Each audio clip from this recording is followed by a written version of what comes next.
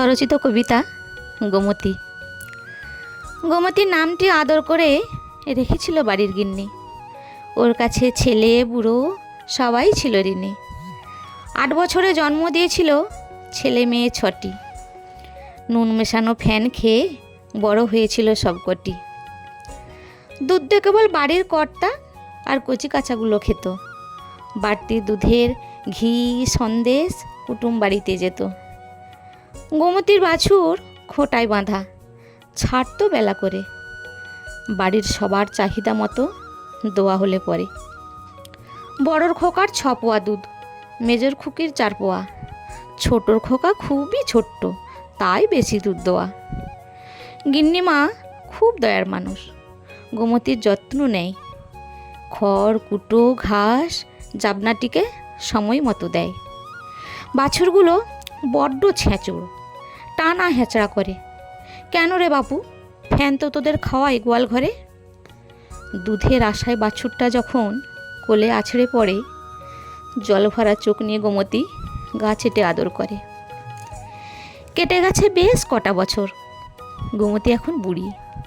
দুধ বাছুর কিছুই দেয় না, রাখাটাই যেন ভারী। 2 ছেলে তার বলদ এখন চাষের ল্যাঙল টানে। একটিকে ওরা বেচে দিয়েছে, কার ঘরে কে জানে।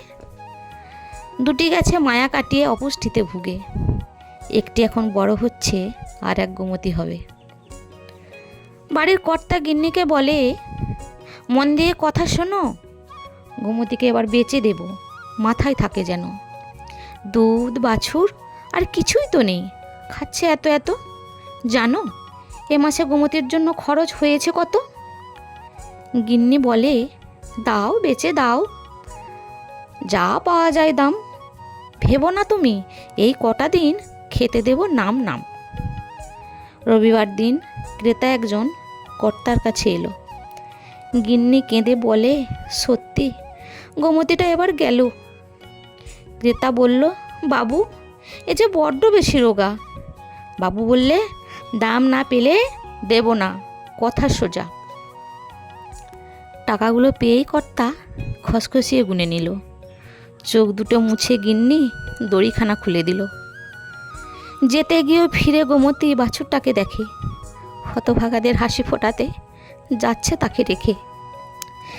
শেষবারের মতো মায়ের কাছে চাইলো বাছুরটা যেতে। মা যে তার ফিরবে না কখনো, আসবে না গা চাটতে। মায়ের কাছে তার হলো না যাওয়া, সে যে খোঁটায় বাঁধা। বিদায় জানালো করুণ চোখে, নাড়িয়ে কান মাথা। টপটপিয়ে 2 ফোঁটা জল পড়ল মাটিতে ঝরে। জীবের শ্রেষ্ঠ মানুষরা কেবল গোমতীদের অস্বীকারই করে।